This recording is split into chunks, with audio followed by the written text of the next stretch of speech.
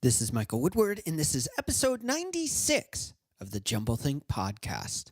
T minus 10, 9, 8, 7, 6, 5, 4, 3, 2, 1.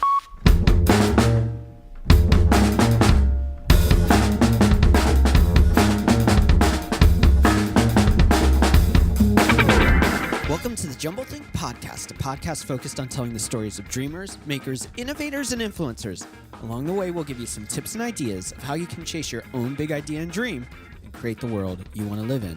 Our guest on today's episode is Damion Lupo. More about Damion in a moment.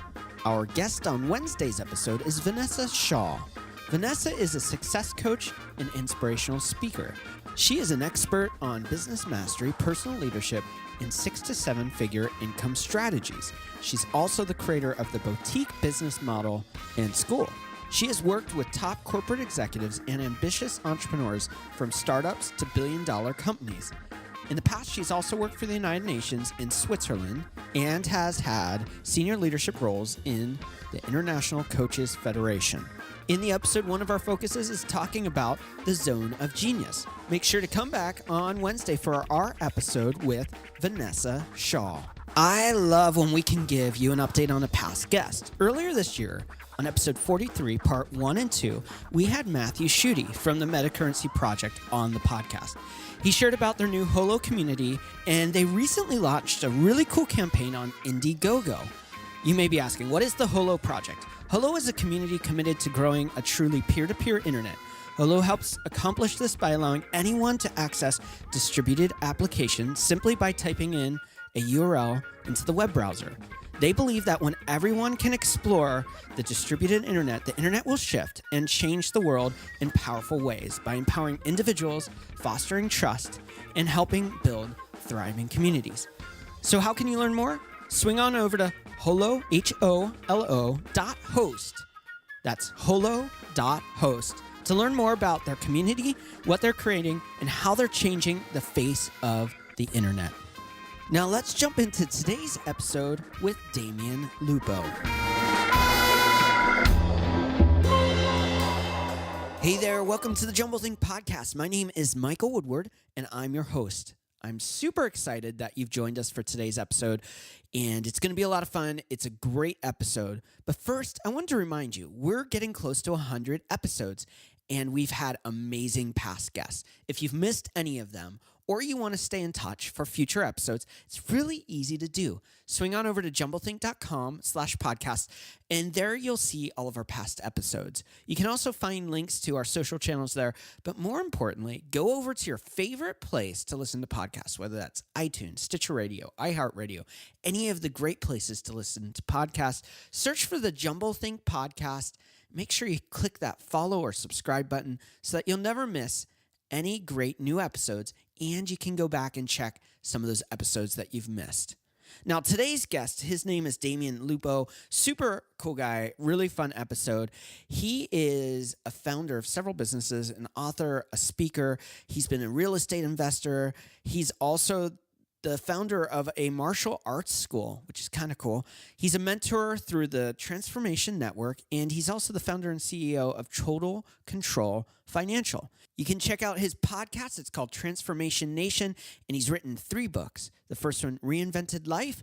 The second one, Total Control Guide to QRP. And the third one, The Quick and Dirty Guide to Gold and Silver.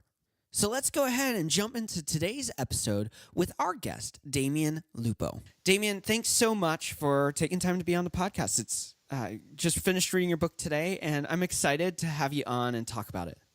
Well, I hope I didn't totally disrupt you completely with Reinvented Life, but I'm glad you read it. I'm excited to be here, and I can't wait to dive in. You have a fascinating life. The word that comes to mind when I think of your journey is you've gone from a life of wandering to a life of being intentional. Would that be fair? I think that's a really accurate way to sum it up. I feel like I should write that down because that was just perfect. Yeah. You've written 3 books, and the book I read, just finished up, Reinvented Life, pretty powerful stuff. You went from a life of perceived have-it-all to a life of brokenness, fear, and then overcoming it by being intentional.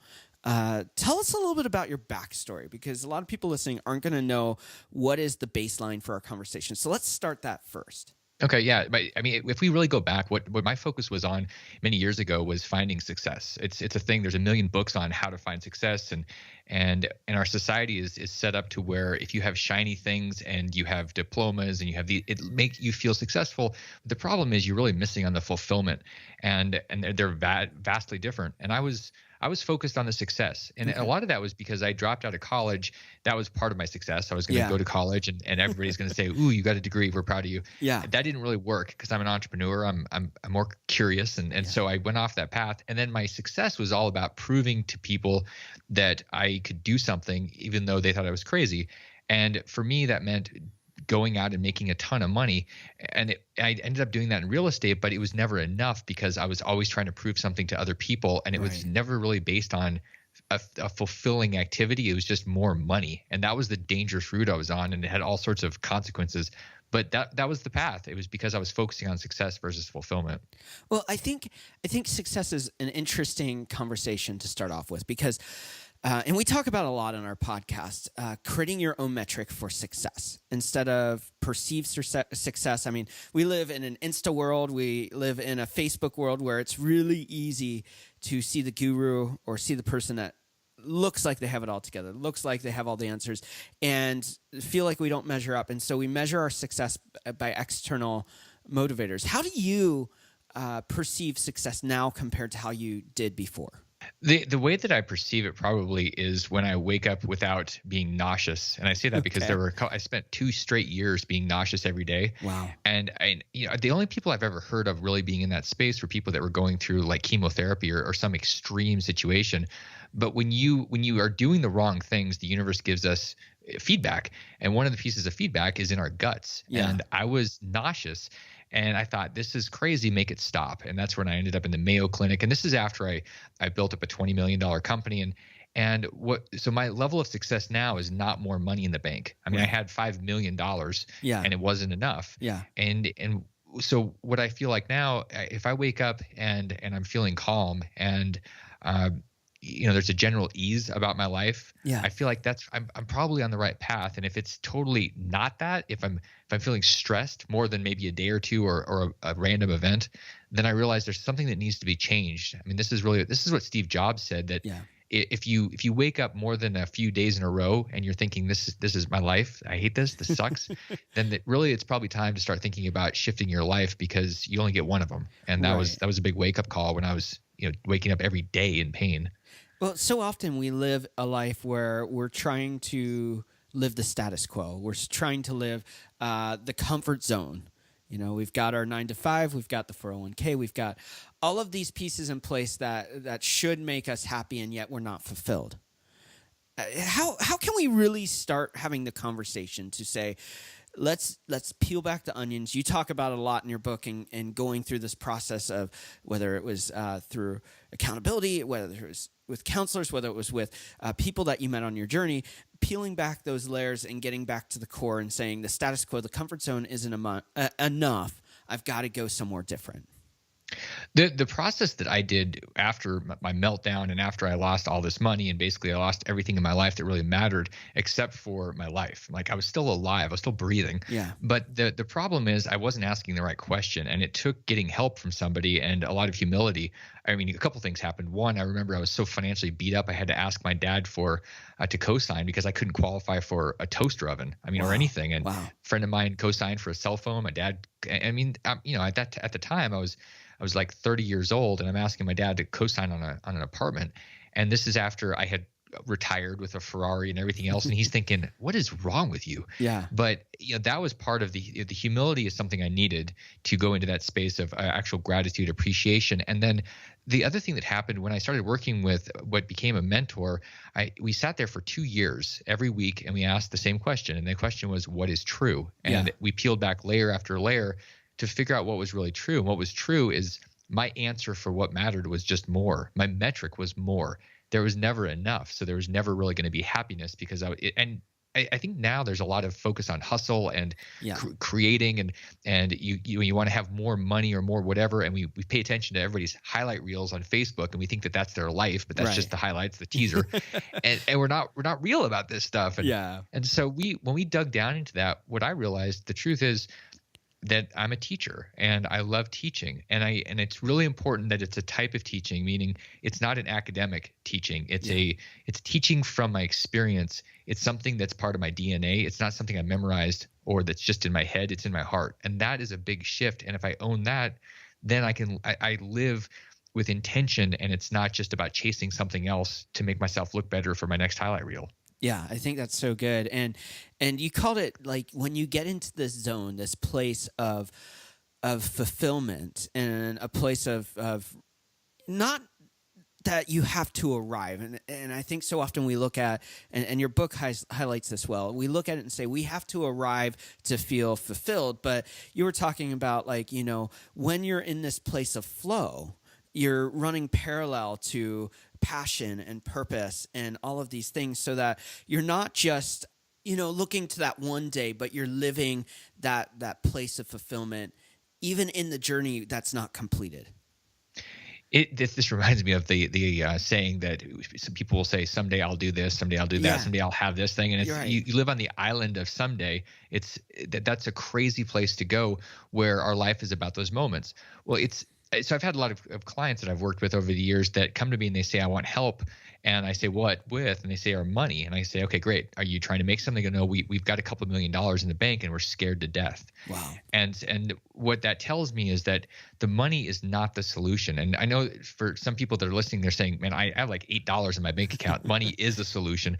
Right. The truth is, though, if you don't get yourself wired right, and if you don't really understand why you're doing what you're doing, a couple $1 million in the bank doesn't mean you're going to have any confidence around it. And it's if you don't match that money, you're going to be afraid, and so your life's going to go from carefree to total fear. Yeah. So if we spend decades getting to that moment in time, that we say, cool, I have $1 million in the bank. Now what? Yeah. So if our entire life is about those moments, and then the rest of it is pain and drudgery, that's kind of a crappy life. So we got to rethink it, and figure out what that path is, so that we're actually enjoying the experience and it's not just a blip in time.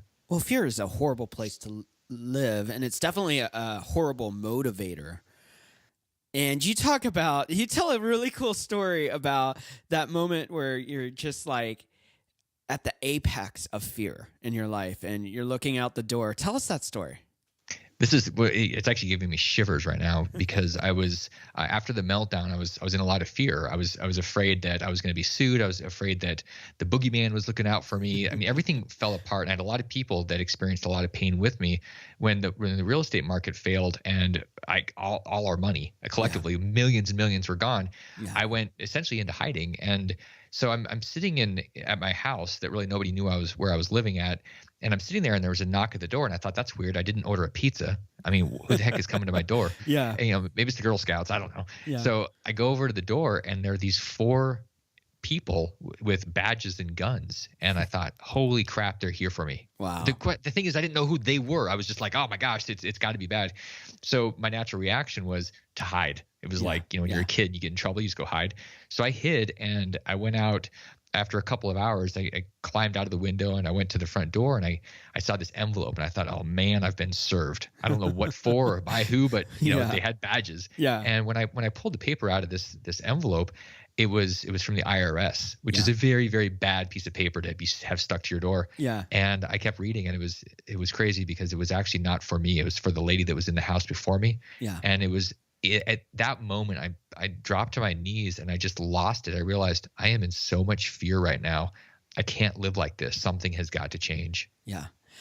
Yeah. And, we're talking about finances here, which we're going to talk more about that. We're talking about passion. We're talking about our work. We're talking about fulfillment. But so often we segment our lives. We segment them into pockets. Okay, this is my professional life. This is my home life. This is my civic life, whatever those different pockets are for those individuals. But you really talk about 6 needs of individuals. And, I look at it and I say this is a key to a holistic life in a lot of ways. Can you tell us what those 6 needs are and how they impact us? Well, I can tell you that they'll wreck your life, personal experience, because I spent 10 years focusing on one. It's called security. And this is what most of us think about when we think about money. We spend our days working for money, and then we spend our nights worrying that we don't have enough money or we won't have enough money. And it's all about the security. And it's because money creates the ability to do things and put food in our mouths and a roof over our head and have the life. So the problem is there are 5 other ones that are really core. These are variety, the other things other than just the consistent every day is the same. But the ones that really, really tend to be missing, or they're really light in most people's lives because they're so focused on security, are love and connection and significance and contribution. Okay. And so what I've started doing, instead of, I used to say, okay, I'm going to have a certain amount of my hours each day or each week involved with family, some with friends, some with finance, some with my physical. Like I had the 5 F's, I think it was.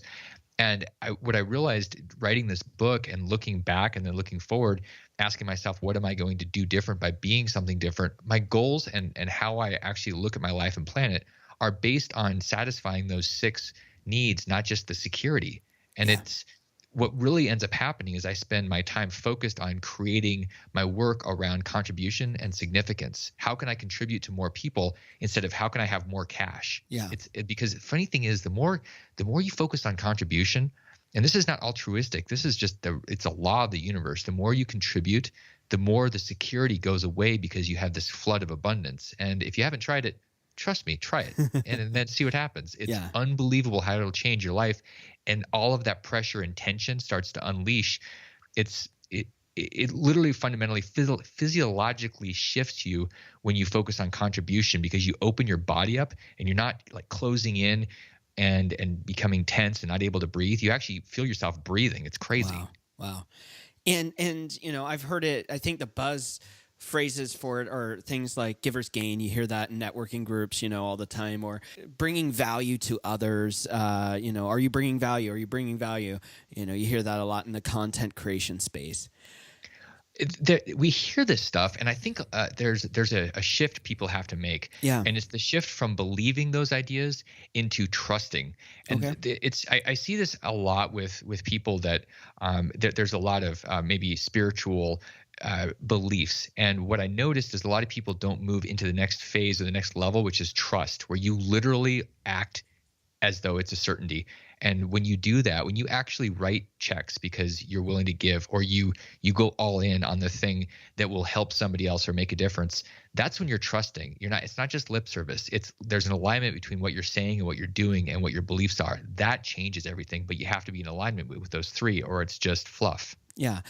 And you mentioned there are a lot of people that are on the spiritual end tend to have some issues with this, but I think it's the very foundation of at least my belief system, which is Christianity, is sacrificial giving.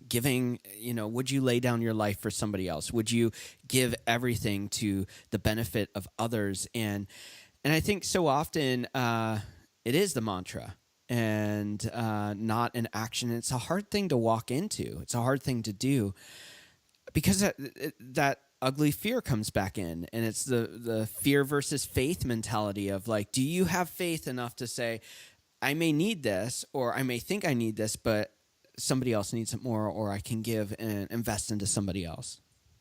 It's true, and you really have to practice it. And this is one of the reasons why tithing, for example, is something you have to do in the beginning. Because if you say, well, I can't really afford to give 1,000 out of the 10,000 in my bank account, but I'll do it when I have $1 million in my bank account and give 100,000. No, you won't. Yeah, you've got to start it off with the dimes for the dollars, and really shift your spiritual being into a place where that's who you are.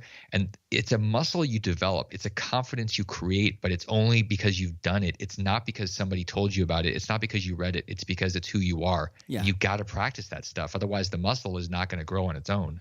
Well, and I think that goes back to the same conversation of success. You can't live somebody else's breakthrough. You can't live somebody else's journey. You can't live somebody else's success. You have to make your own. You have to figure that metric out for you and live. It sounds weird to say live for yourself, but in a way you are, and that frees you up to do these things like focusing on others, because you're making a value statement for yourself instead of trying to live somebody else's truth. Well, and that this is where the idea of what Joseph Campbell talked about with the hero's journey is so important, because if you're on somebody else's path and I love modeling. Yeah. I also know that there's a point where I have to go into the darkness, into the woods, and I have to figure out me, and I have to go into uncharted territory. And I think people are really afraid. I mean, I remember bucking against this, and I was afraid too when I was going out into this uncharted territory where I said, okay, I'm out of here. I'm leaving college. I have no degree. I don't know what I'm doing. I'm just going to make it up.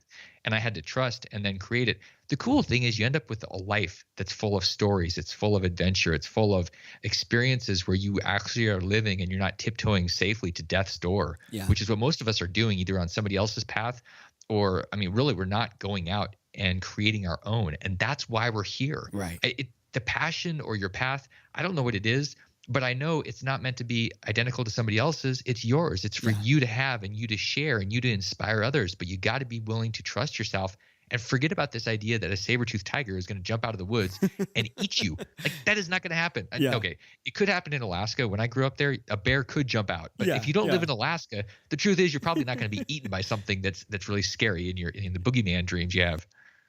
I love what you stand for and what you're sharing. I think there's a lot of value there.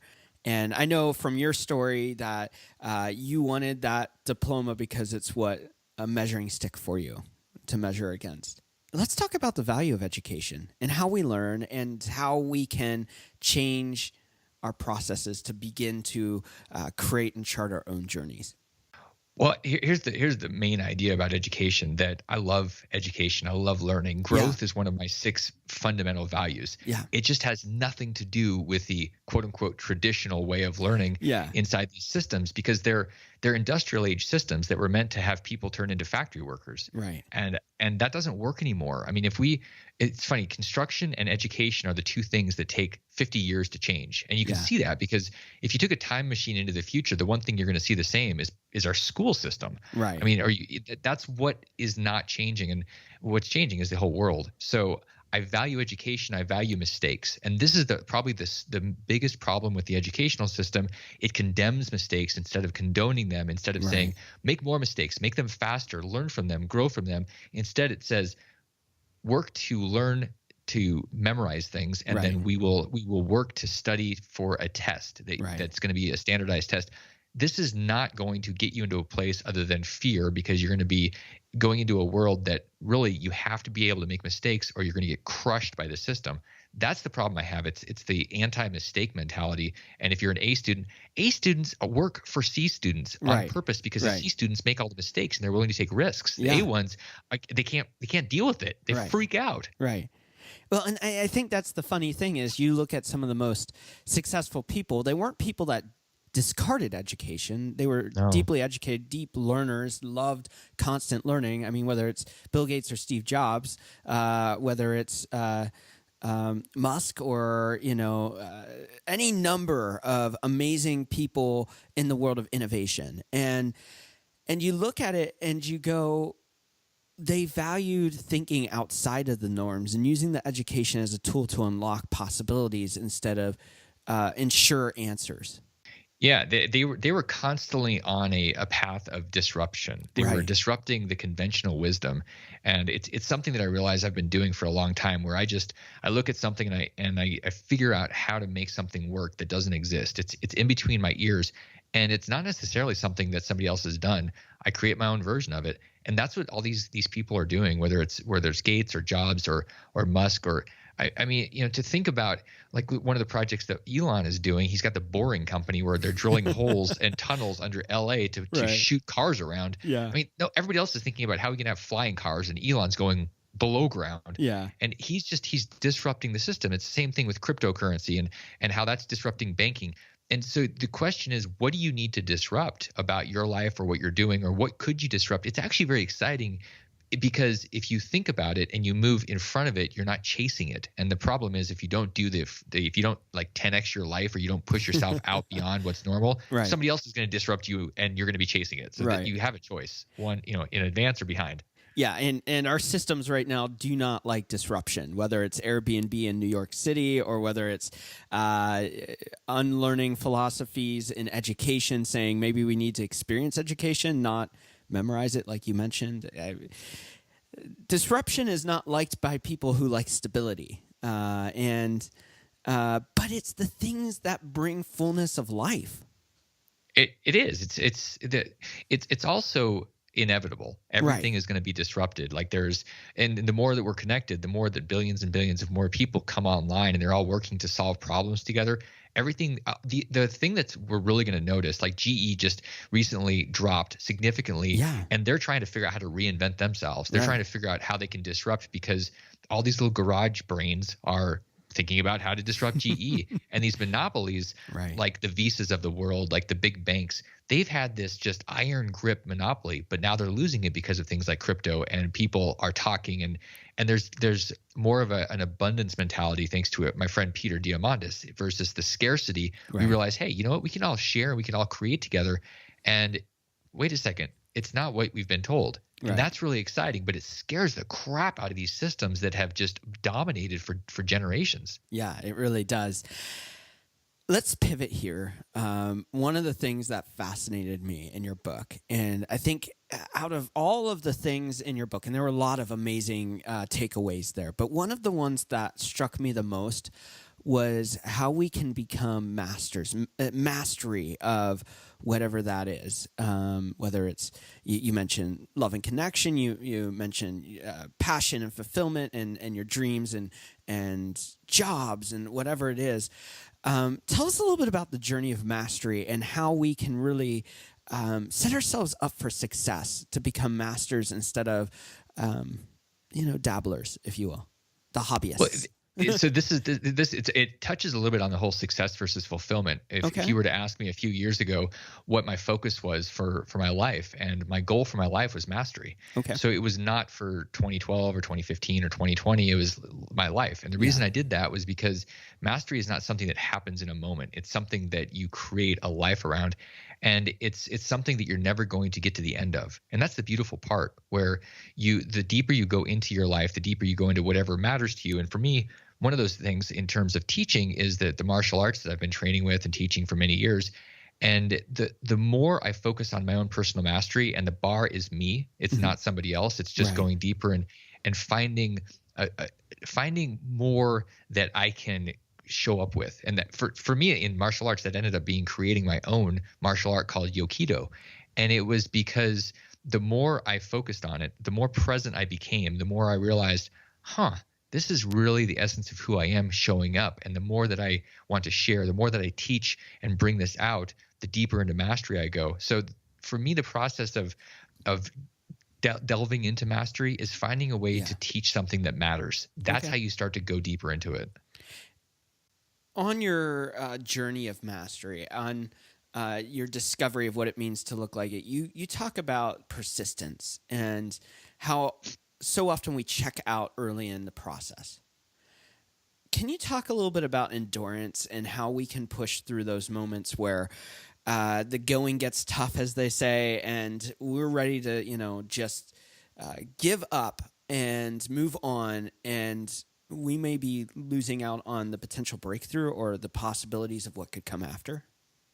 Well, there's this never-ending problem, and it's called, am I being tenacious or am I being stubborn and stupid? Right. Because there are times where it is time to say this did not work and to move on and let go of something, to where you open the space for the next thing and you use the previous thing as a foundation. And then there's the times where you might be an inch from the actual thing or the breakthrough. And what we have to do is really pay attention to the signals that we're getting. The universe constantly gives us feedback, and sometimes it gives us nudges. Sometimes it gives us high fives. Sometimes we just lose ourselves because there's such a flow, and that's a really positive one. What happens more often than not is that we get these pieces of feedback where it's a little painful, and then maybe we don't pay attention or we ignore it and it gets more painful, and then you end up ignoring it for too long and you get a freight train running over you. Like in 2008 when I lost this $20 million portfolio and I thought my life was over. That's because I wasn't listening to all the nudges. So I was pushing on and I was getting more, and so my goal of more, which is, by the way, never ending, the more the universe was saying, dude, wrong direction, stop, go a different direction, this is not right. Well, eventually it said, okay, you're not going to change course, so we'll just flatten you. And I went, oh, okay, maybe I should change direction now. So I think if we have to become more present to really hear what's happening, whatever the belief systems are, whether it's God or the universe, we are getting feedback all the time. There's just so much noise, and our own thoughts get in the way, and we're moving so fast instead of being present and listening. It's right there. The answers are sitting there, but we're too busy thinking and moving and doing and chasing to actually hear what's happening. It's right there. Yeah, that's so good. And, as you write so well in the book, you talk about noise versus stillness. You talk about simplicity. We overcomplicate the things that are happening, and stepping back into a place of simplicity. I loved what you said about, the kind of cycle that we live in should be one of try, measure, adjust. Try, measure, adjust. I'm watering it way down, but just the cycle of trial and error and assessing and being aware so that we can make those assessments, getting outside voices to kind of give us what we're missing, our blind spots. In that measurement, adjust, experiment, try, grow, evolve process of starting something, whether that's personal, whether it's business. Some people listening are going to be listening and they're going, I'm discouraged right now, not by our conversation, but just in their life. How can they start making the assessments that are difficult to see? How can they start making the measurements so that they can adjust and move forward and start seeing breakthroughs in their life? Instead of just living in a negative cycle, a negative flow, start living in a flow that brings fulfillment, brings life, brings fullness. How can they make that pivot? The pivot really starts with a different question, and it starts with a different framework. Okay. One of the things that as a society we've been trained to do is to have goals. If you're going to be an achiever, you have goals. The problem with having goals, saying, okay, I want this thing, like, okay, wherever we are right now, if we're frustrated, we want this thing. My goals are going to be bigger. I want a different life. Right. The problem with starting there is you're making everything about your past wrong. And really you're not showing up or starting from a place of, wow, I have a pretty good life. I mean, unless you're in the middle of a war-torn civil war in a refugee camp, you probably have a pretty good life. You probably just have some things that you're frustrated with. So the first step for me every year, and if I get stuck, is to start asking, what am I actually grateful for? So in December of each year, I'll spend about 2 days just writing down everything I'm grateful for. And I sit still. I usually go somewhere that's out of my normal space. And I'll do this because when I do my goals for the following year, when I envision what my life is going to be like, what I'm going to do, what I'm going to create, it needs to come from a place of gratitude where I'm thankful for the things, the people, the experiences. And then I'm going to use that and leverage, and it's going to be a foundation for the next thing so that it's not a negative, I want something because my other life sucks. It's I want this because I'm capable of it and I'm here to do it. And there is a doingness that is important. When you mentioned try, it's funny because I actually hate that word, because most people that I hear say it will say, I'm going to try to do this, which means I'm giving myself an excuse to not commit to it. Yeah. And the trial I love. It requires doing something. And then that really gets us to the place of you've got to be willing to make a mistake and learn from it. Yeah. And if you're not there, then you're probably stuck. So what can you do that's a little mistake that you can get some confidence from and start the momentum? And that's all it really takes. Speaking of adjustments and changes and flow and evolving our lives, you're getting ready in 2018 to go to the next stage of this. You of course have the book Reinvented Life, which is awesome, and recommend people to read it for sure. But you're launching a new book and you're going deeper into this place, especially around the world of finance. Tell us about that journey and where you're going next. Well, it's funny. One of the things that you said earlier was that I've written these 3 books. The reason that you said 3 and not the actual number is because I didn't send you the first one. And the first one is what a book looks like if you design it yourself, and it's called a cover on PowerPoint. Is the worst possible thing you can do. So it's actually super embarrassing. I mean, the message, and this is the thing. If you're willing to make mistakes, your first bits of work or your art in your life is going to be a little bit cringeworthy. Yeah. I mean, it's going to be like, oh man, is that really me? So things evolve, and so in 2018 the big focus is on expanding the impact. For years I've had people come to me and say, I want help with my money or my finances. I either want to make money or I need to figure out what to do with my millions, and I'm scared or whatever. And there's this process that I've been doing with with mentoring people and helping people develop the confidence muscle. Because here's the thing. If you develop the confidence muscle, you find yourself in a place of financial freedom. It is not about the cash in the bank. It's not about the number of rental houses you have. It's not about the business. It's the confidence. Because if you take all that stuff away, which can happen, because I mean, nobody's that smart to predict everything that could run over them. Right. If you've got the confidence, you're going to create it again. And that's when you're really free. It's when you don't have the confidence and you have the stuff and all you're doing is focusing on defending it. So my thinking is, it used to be about more money. That my mission in life was more. Yeah. Well, I also used to think that I wanted to become a billionaire, and that was $1 billion in the bank. That today the shift is I still have a focus on being a billionaire, but it's about impacting and raising up 1 billion people by getting them out of financial bondage, by breaking those shackles. Yeah. And I can't do that one by one. I've got to find a way. The cool thing is we live in the internet era. Yeah. And so you can say something. This conversation could be listened to by 1 billion people. Right. And we're being the generosity of us spending our time is what every person now has the ability to do because of cell technology and the internet. Yeah. So my focus and what I'm delivering is the tools, the mentoring digitally, so anybody on the planet can actually have a money mentor, and the money mentor frees you from the money bondage. And that is what I'm doing with my life. That's really cool. When's the book come out? The spring of 2018. So you should be able to get Money Mentor by the end of February of 2018. And you'll be the other funny part is there's for a couple of years I worked on a company that had $1 billion focus. Wow. And we were working on becoming a unicorn. This is the name for $1 billion company. Yeah. And you learn a lot when you go through one of those processes.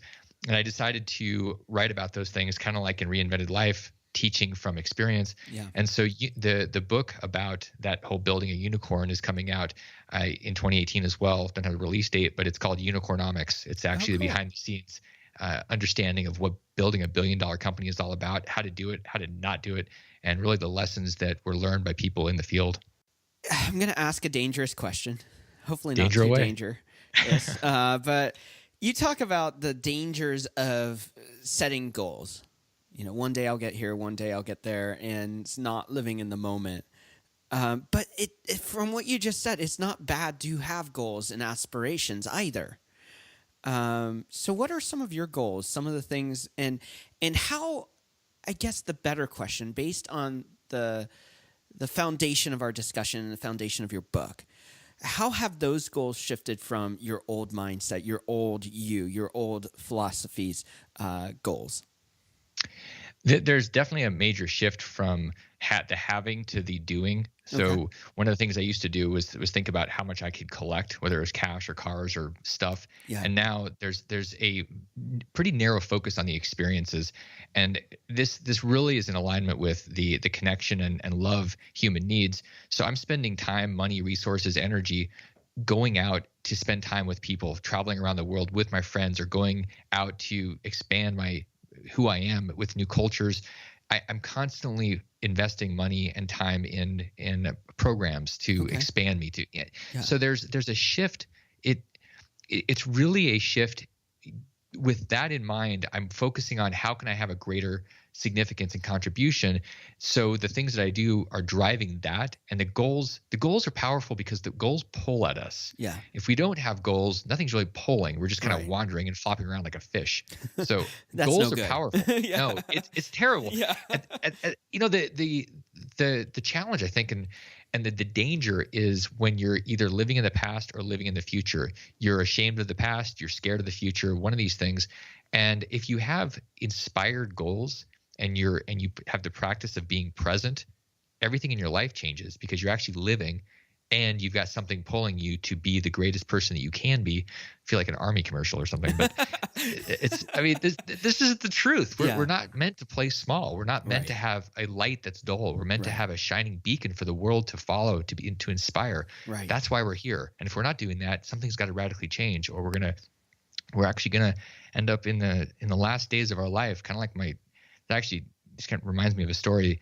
A few weeks before my father passed away, we were talking at a coffee shop, and this is one of the pivotal moments in my life that really changed a lot of how I am and what I do, why I do what I do. Yeah. We were talking, And he knew he had a few weeks left, and he looked at me, and this is after I said, thank you for being in my life. Thank you for not disappearing. I appreciate it. Even though you were a little nuts, I still love you, and I'm glad you were here. Yeah. He just looked at me and he said, thank you.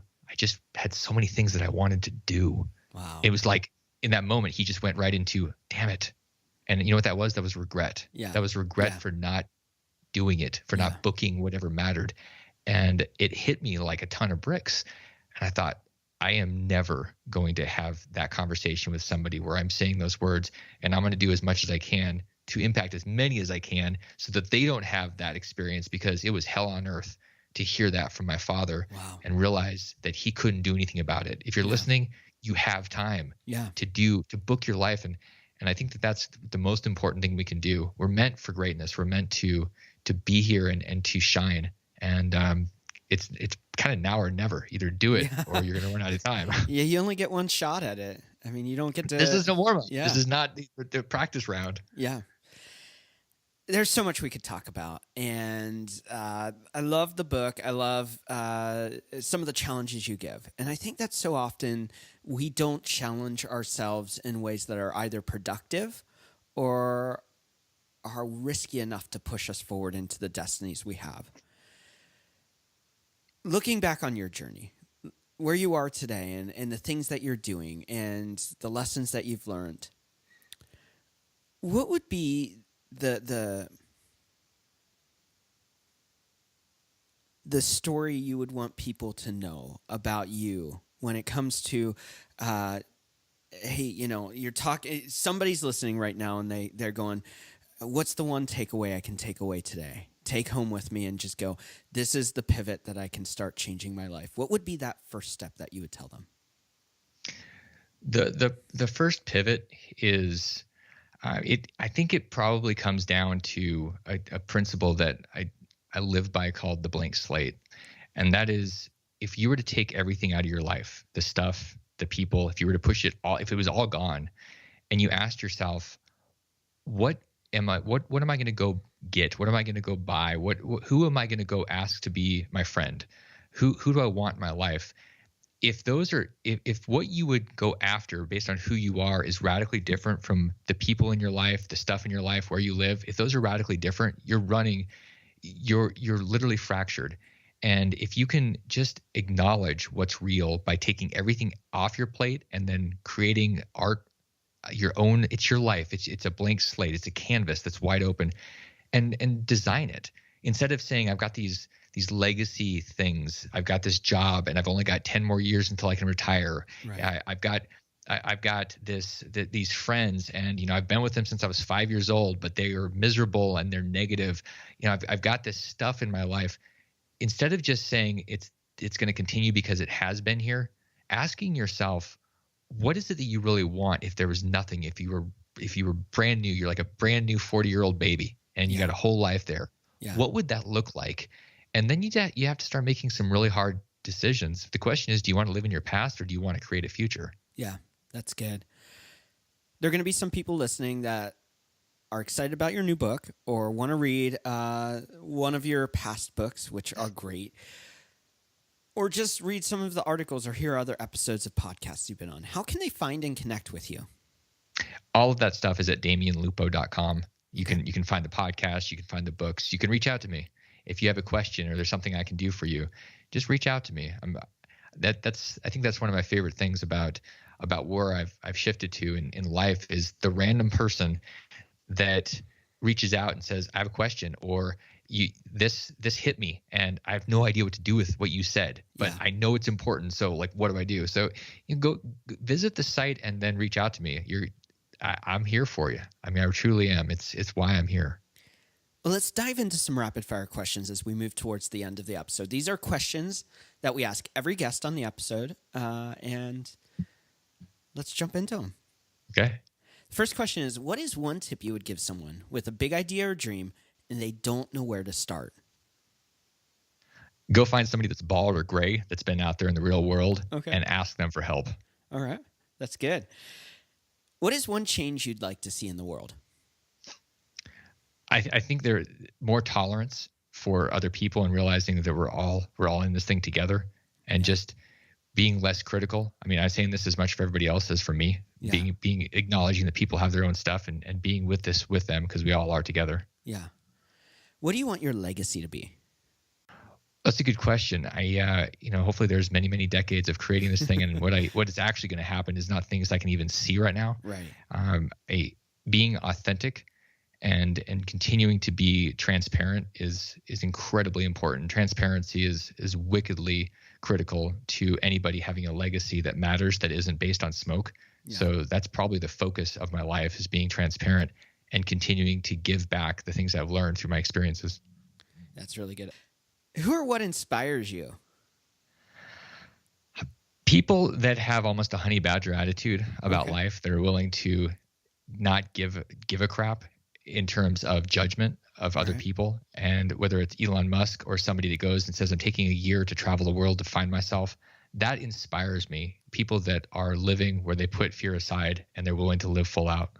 What are you currently reading or watching? It's crazy. I just finished watching Silicon Valley, the series, and it made me, it freaked me out, because having built and gone through the process of doing it, they did such a great job in creating that show. If you want to understand what happens in the tech world, that show nailed it. It's terrifying how accurate it is. Yeah. So it was, that book, and I just read The Internet of Money, which is really helpful to understand what's going on with crypto. Yeah. And if you want to understand why this is not a fad and why everything is changing, everything is shifting into a place of trust and relationship. It's not about companies or monopolies controlling things anymore. And that is exciting, because it means we're all coming closer together. The final question I ask every guest on the podcast is, what is one dream you're still wanting to fulfill in your own life? Oh man, I got to get to space. Okay. I've been wanting to. The good news is now it's becoming kind of a thing. Everybody's going after it, whether it's Jeff Bezos or Elon or different people. Yeah. So I'm going to space. I'm hitching one of these rides, or I'm going to create a rocket, but I will be up there looking down going, wow. Yeah, that's cool. Damion, it's been a lot of fun having you on the podcast. Thanks for taking time out and inspiring us to take the risks that matter. Michael, this has been a true pleasure. I can't even begin to tell you how much fun it's been, and I hope everybody got a lot out of this. It's just an honor to be able to share these stories and give these things to people that are willing to listen. And I appreciate people spending time, because I know that that's the one thing that it's the equalizer. Yeah. And so people spending time with us is a great honor. So thank you very much. I want to thank today's guest, Damion Lupo, for taking time out to share his story. If you want to learn more about Damion, you can check him out at damionlupo.com, or swing on over to jumblethink.com, check out the episode notes, and you can find links to both of his websites and his social channels. On Wednesday's episode, our guest is Vanessa Shaw. She is a success coach and inspirational speaker. She's an expert on business mastery, personal leadership, and how to create 6- and 7-figure income strategies.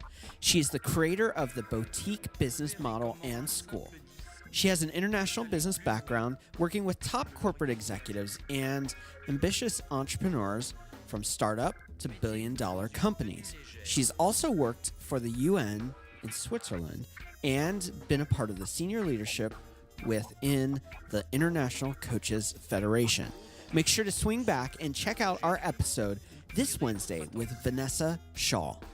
The Jumblethink podcast is all about helping our listeners chase their big ideas and dreams. If the Jumblethink podcast has helped you, whether it's today's episode or a past episode, I encourage you, share it on Facebook, Twitter, Instagram, wherever you like to connect with your friends, so that others that are just like you can find the Jumblethink podcast and be encouraged on their journey to chase their big ideas and dreams. Thanks again for tuning in to today's episode. Now go out there, take one step, do something to move yourself forward to chasing that big idea and dream and creating the world around you.